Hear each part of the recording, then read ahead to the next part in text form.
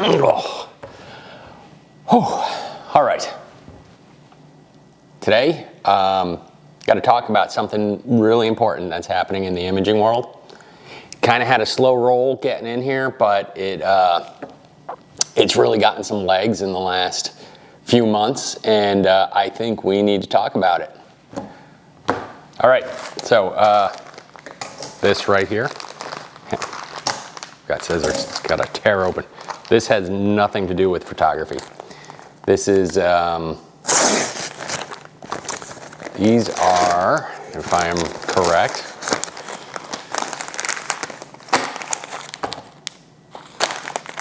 nozzle cores for my tires. Out here on the Cape, I deflate and inflate my tires all the time to drive across the sand, and these nozzles wear out. I'm going to do that as I'm talking about what's going on today. Over the past few decades, as a landscape photographer, I have done a lot of traveling, going to a lot of locations, finding dramatic landscapes, and then coming back multiple times so that the weather can be right, the light can be right, and basically finding the decisive moment for whatever landscape I'm looking for. What I'm getting at today is AI, artificial intelligence. This technology has been creeping in for quite a while for us, retouching and processing our photos. But things have changed. We have AI now that is generating imagery rapidly, and it's getting photorealistic. It is conveying emotion, it's conveying storytelling, and it's creating images that are at the most epic, decisive moments you could imagine. This is here. It's not coming. It's the future is here. So, all right, but time to change some nozzle cores. Let's.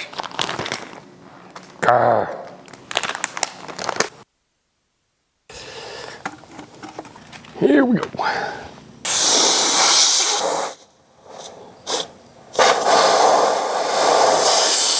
Oh, that one's done. First off, I started using this, and at first it's addictive for one. It spits out, when I first started using it, it spit out imagery that was on par with the greatest concept art I have seen. Where I'm coming from is I've seen quite a few revolutionary, and I've been highly involved in these very pivotal revolutionary moments. In the late 80s, early 90s, I got into competitive snowboarding. Huge transition. Everyone thought, this is going to destroy the ski industry. Another thing is when I graduated college, I was looking to become a traditional animator. The year I graduated from college, the very first Toy Story came out. And overnight, suddenly all the skills I had built drawing, I thought were gone. Computers are now going to do the work, and we're going to have more technicians than animators and artists. Well, let's see, another thing that I experienced was when we went from film photography to digital photography. Everyone thought that was going to just destroy the industry. And now AI is on, and AI is huge. And so you're writing in a text prompt, and the computer is spitting out a just a beautiful image of what you're describing.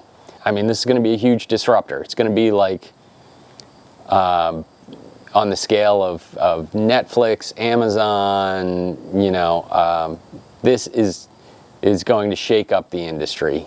All right, I got more tires to do. Okay, we were one industry that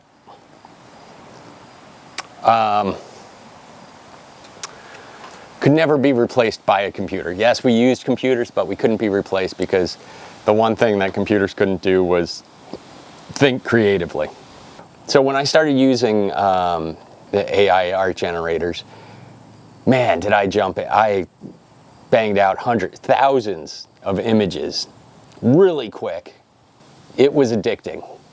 Using these AI art generators, they're run in the cloud, so I can run it off my my phone. I can send stuff out and get images back from my phone. So now I find that I'm spending a lot less time on social media because now I'm trying to create imagery and challenge my mind and come up with creative ideas, which I think is good. I think it's a much better place than social media. So I enjoy that I'm actually doing something with my phone and my downtime that is more of a creative exercise. After I created all this imagery, after like the first week, I kind of had like an AI hangover. And if you start playing with it, you may go through the same thing because you're now executing on all of the ideas that you had stored up, and it's spitting it out so quickly and satisfying the need to create this imagery that used to be like a trip to Vermont during fall. Now I'm spitting out hundreds of images that are fantastic. I'm spitting it out, and so I'm jumping on to the next idea so fast that I kind of drained myself of ideas. After the first week, I'm sitting there like, oh my God, like I got nothing, like what else can I do with this? I've explored everything and I got great results, and I don't know where to go with it. My interest in photography and editing and all this other stuff really fell off. But that happens when anything new and shiny is in front of you. I'm all in. Like, okay, everything else falls off, and I'm all in. Am I stopping photography? No. But I didn't have an interest at all to go touch my camera. I had an interest to go hop in front of the computer and create this stuff, and that's really cool. And I was also using, when you're creating prompts and everything, I'm using photographic terms and the skill set that I developed. And I think everyone goes through it. It's like, oh my God, AI, and then you kind of crash from it. And your self-worth, you kind of feel like crap. You feel like shit. And that's when you really start to think about AI and where it's going, what it's doing, and what to expect from it.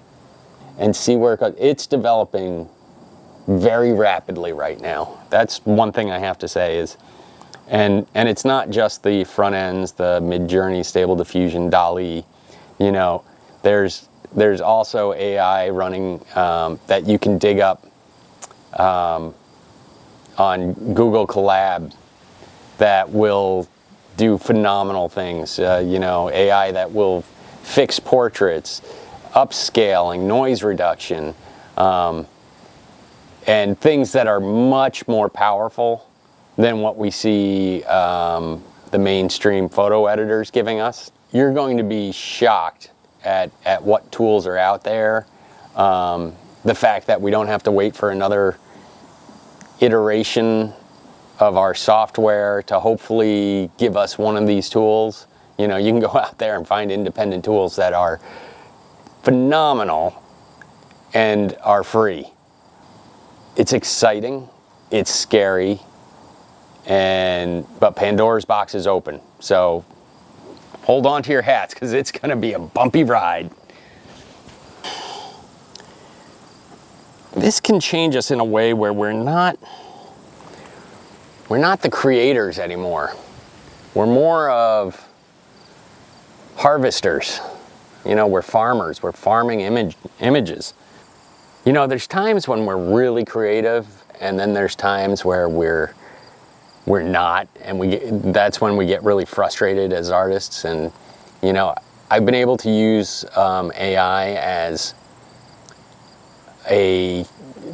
almost a creative thermometer.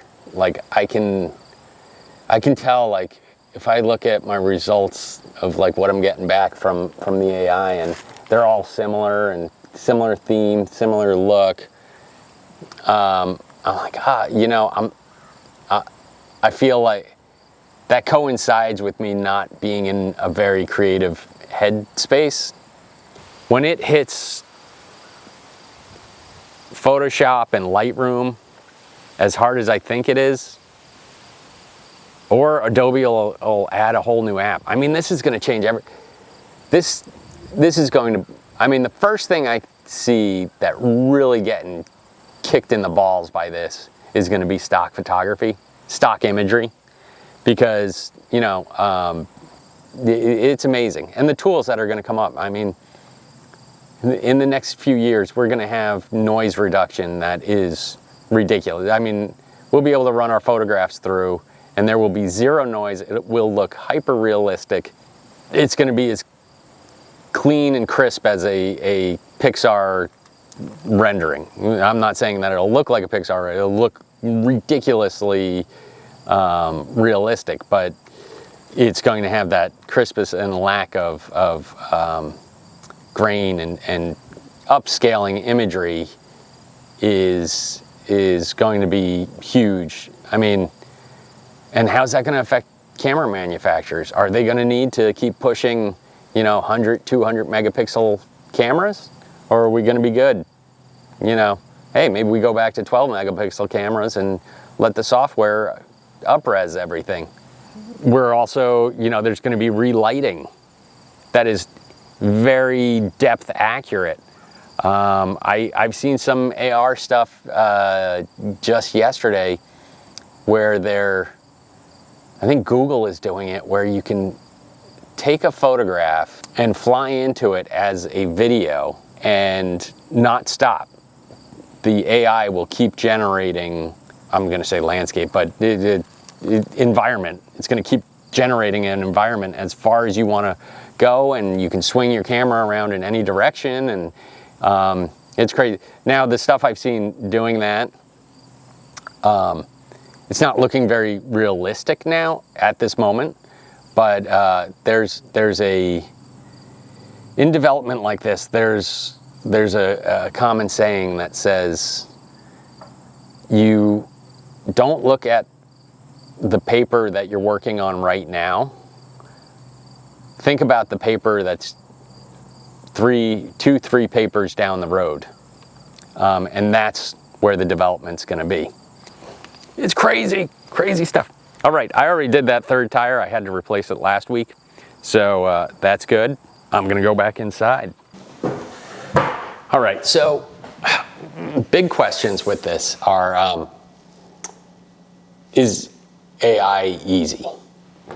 And if you're just throwing in random terms and kind of look at it like it's almost like a search engine. You're throwing in random terms and seeing what's spit back, and it's like the early days of a search engine, and you'll get amazing imagery. If you're trying to direct a look, then it's more challenging, and you have to dig a little deeper, and it can be complicated. I mean, the other thing, AI can duplicate styles. So you can punch in like, hey, I want a picture of a mountain with some deer at it, and I want it in the style of Albert Bierstadt, and bam. So if you're just randomly throwing things and testing the waters, it is very impressive, and it's amazing, and you feel it can create anything. When you start to direct it and try to get your vision out of it, it gets more challenging. But you never have complete control. Like, you always have to be open to the fact that the AI is going to take some creative control. So saying it's easy or hard is a challenging question. Where it needs to go. What do we need for this to be just amazing and more frightening at the same time? One of the things is we need it to be directable. We need to be able to direct it, and on a macro and micro level. Right now, I think we're directing more on a macro level. We need more options for private use that isn't public. We need copyright is a huge deal with this. Right now, AI art in this country cannot be copywritten. It needs to kind of take the same path like Photoshop did, where the next big thing is you're going to be able to direct it, and then it's got to become non-destructive. We need to be able to create continuity. Right now, it's very difficult to create a character and reuse that same character through multiple imagery. Are these important things for photographers? Not necessarily. This is more, this goes back to my days working in the film industry and what we would have wanted in production. As far as photography, I mean, we're always looking for image enhancing. And I think tools like, we already have really cool sky replacement and stuff. I think that's going to become even more integrated.